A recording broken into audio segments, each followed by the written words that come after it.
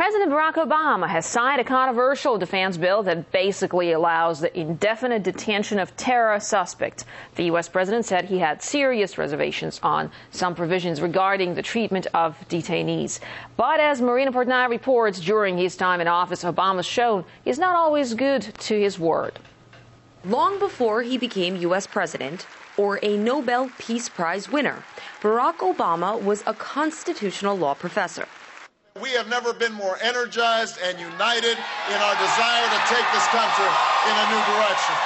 A civil liberties champion turned charismatic candidate who vowed to reverse the abuses and policies of his predecessor, George W. Bush. 3 years later, many civil rights advocates who once cheered, "Yes, we can," are finding themselves saying, "No, you can't." Not only has the Obama administration blocked torture accountability and refused to investigate and prosecute, he's basically maintained indefinite detention.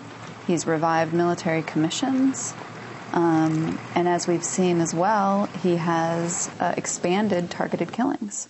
So they've increased under the Obama administration manifold, and he's even authorized the killing of a U.S. citizen. So, I think, we're in there's a bad state of civil liberties under the Obama administration. World-renowned author and scholar Noam Chomsky believes the Obama administration has changed gears and accelerated illegal practice into overdrive. There's a shift between Bush's policies and Obama's on this.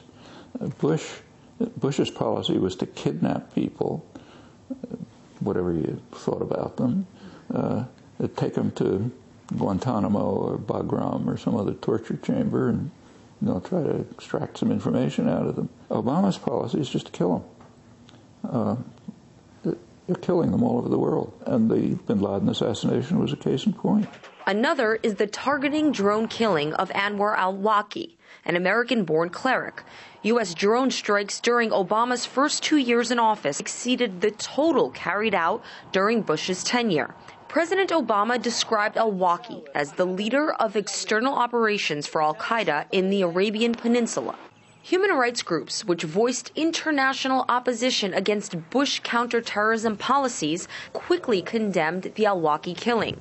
Journalist Jeremy Scahill says Obama's policies have drifted far from his political roots. A President McCain doing the exact same thing that a President Obama is doing would have been denounced by a lot of liberals. And so we're at one of those dangerous moments in U.S. history, and we saw it a bit with Clinton in the 90s, where a Democrat who campaigned on a pledge to change the country and the world has actually pushed a right-wing agenda further forward than a Republican could have if they remained in power or they took power. Or expanded power.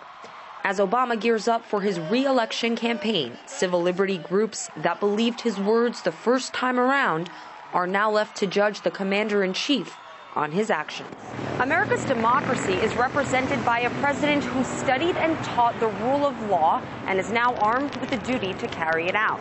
But critics say as long as Obama plays by his own rules, the Constitution and his promise of change both remain compromised. Marina Portnaya, RT, New York.